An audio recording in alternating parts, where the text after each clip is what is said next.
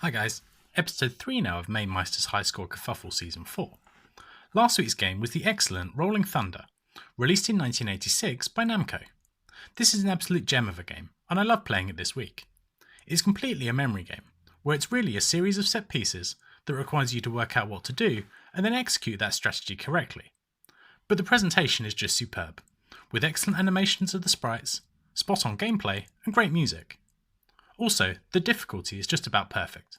It's difficult, but pretty doable once you have a strategy sorted. The first 3 levels are pretty straightforward. Level 4 is a little trickier, but certainly doable. And level 5 is the most challenging of the first pass. Once the first 5 stages are complete, the game loops. But this time with the levels laid out slightly differently and the difficulty significantly increased. I felt like I really clicked with this game. Each section I could work out what to do, and then just kept playing until I mastered it and moved on to the next bit.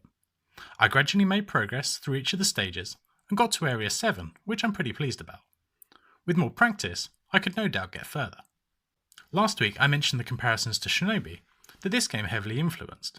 For me, this is the far superior game. It lacks the bosses of Shinobi, but I found Rolling Thunder far more playable and far less frustrating. I was leading during the last 24 hours, so let's see how things are finished up.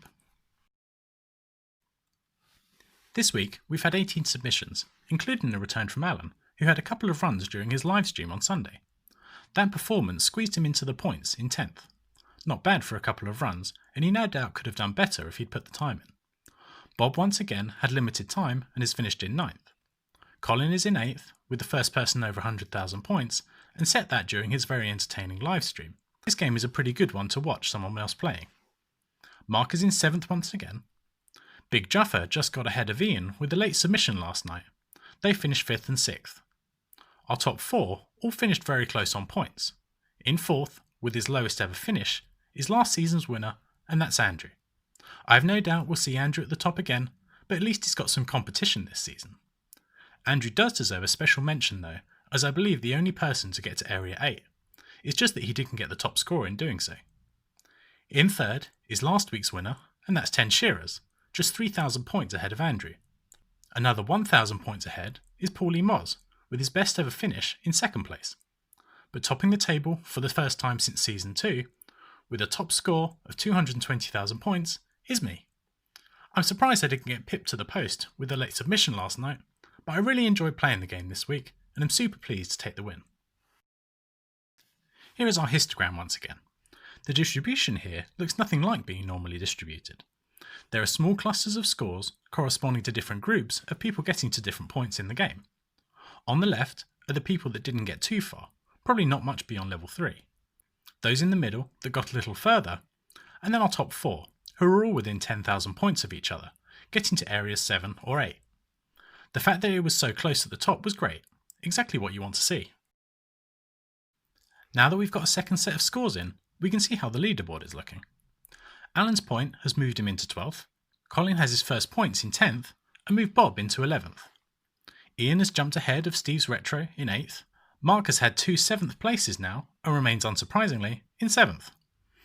Paul, Andrew and Juff are all within 2 points of each other in 3rd to 5th, bumping Schmuppinlovin down a couple of places, who didn't play this week.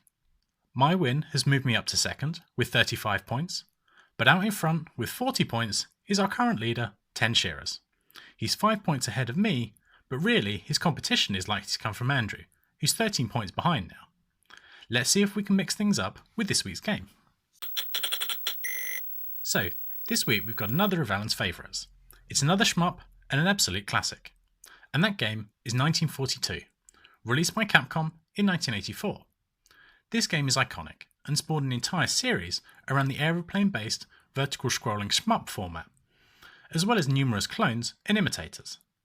I've not played many in the series, but I know Alan sees this as first and best. This is another one that, compared to Star Force that we had just before the season kicked off, is so much more memorable.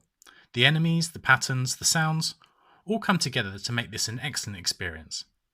This game has the hallmark of Capcom arcade games, and that's the difficulty. It's another tough old game, but like most shmups, should be learnable, but I feel like this is more than just a memory game, and has some good gameplay to challenge the player. So another classic shmup this week.